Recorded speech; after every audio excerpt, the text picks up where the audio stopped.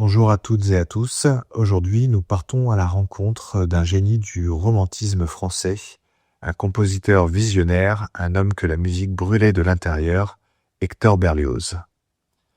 Né le 11 décembre 1803 à la Côte-Saint-André, en Isère, dans une famille bourgeoise, Hector était le fils d'un médecin.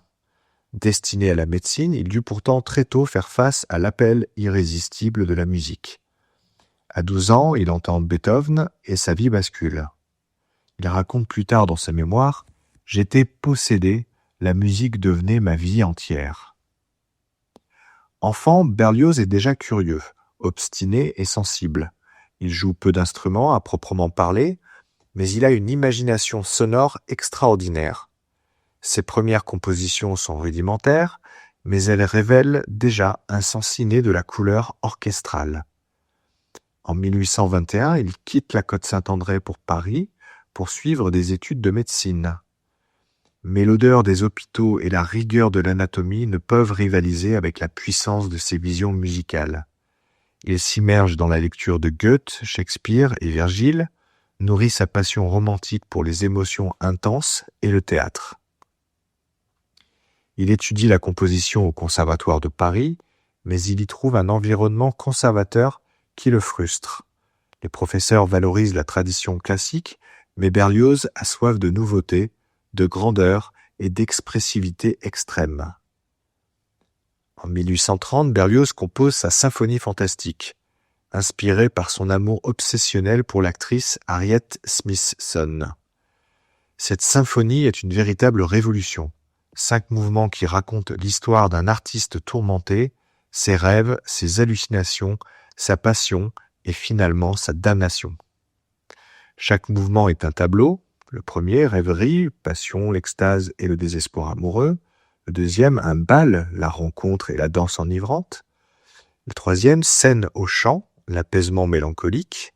Ensuite, il y a marche au supplice, le drame final. Et ensuite, sabbat, la vision fantastique et macabre.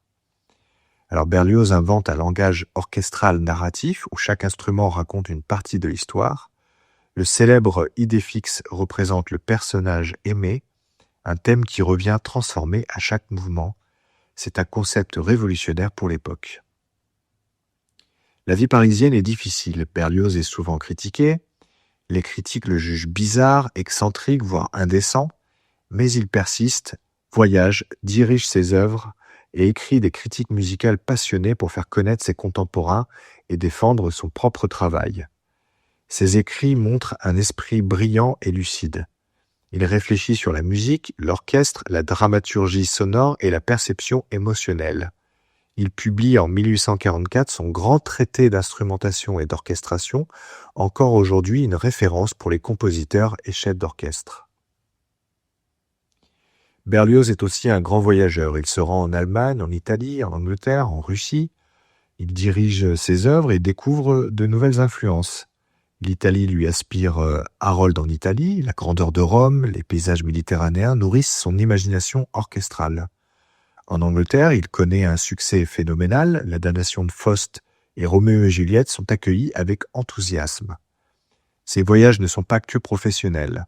Ils sont une source d'inspiration continue, nourrissant son œuvre et sa personnalité cosmopolite. Sa vie personnelle est aussi intense que sa musique. Marié à Harriet Smithson, leur relation est tumultueuse, marquée par la passion et la souffrance. Berlioz souffre souvent de crises financières, de santé fragile, mais rien ne freine sa créativité. Il entretient des correspondances passionnantes, notamment avec sa famille et ses amis artistes, où il raconte ses doutes, ses obsessions et ses joies.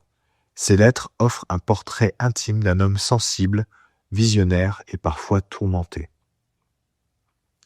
Berlioz révolutionne la musique par sa vision orchestrale. Il utilise des combinaisons inédites d'instruments, des effets dramatiques, des harmonies audacieuses. Il influence Liszt, Wagner, Mahler et même les compositeurs modernes. Parmi ses œuvres majeures, il y a bien évidemment la symphonie fantastique, mais il y a aussi l'Enfance du Christ, le drame orchestral Roméo et Juliette ou encore la damnation de Faust, qui est une sorte d'opéra symphonie dramatique assez extraordinaire que je vous recommande. Hector Berlioz meurt en 1869 à Paris, mais son héritage est immense. Il ouvre la voie au romantisme français, il inspire l'orchestre moderne et montre que la musique peut être une histoire, une émotion, un théâtre. Berlioz nous enseigne que la musique est avant tout un langage de l'âme, capable de dire l'inexprimable. Derrière chaque note, chaque crescendo ou silence, il y a un cœur qui bat, brûlant d'intensité. Je vais terminer ce podcast par plusieurs citations d'Hector Berlioz.